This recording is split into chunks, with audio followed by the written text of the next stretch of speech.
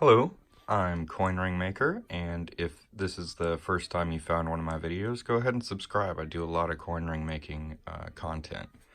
But today I'm going to be kind of reviewing this blue ring stretcher, okay?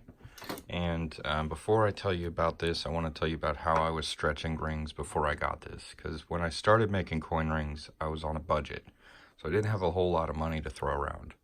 So I started stretching rings out on this ring mandrel, and what I would do is I took this PVC pipe, which is a 3/4 inch PVC pipe with a cap on it. Then I reinforced it with Gorilla Tape, and I would put the ring on the mandrel and put this on top and hit it with a hammer and stretch the ring out. And I did this for probably about a month before I started looking for other ways to do it, because this is pretty dangerous. It's not very, it's not the best way to do things, but it is pretty cheap way to do things.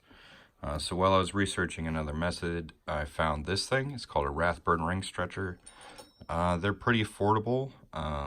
You can get one for probably about $15–20, and you can find one on my recommended tool page on my website. It's coinringmaker.com. And then just go to recommended tools. I've got a whole bunch of stuff on there. And so I started with this. I used this for a while. And after I'd made enough money selling coin rings to afford one, I sprung for this. And this is, a basic generic Chinese ring stretcher.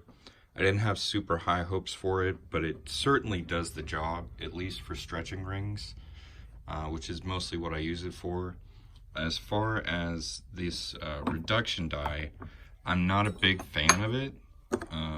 It tends to kind of cut my coins. You can see it's not really the smoothest or cleanest die. I could probably get it machined and get it cleaned up a little bit more.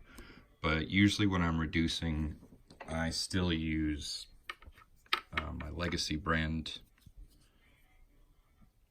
reduction dies, because I just like these better, and I'll use them on my 1-ton press right here.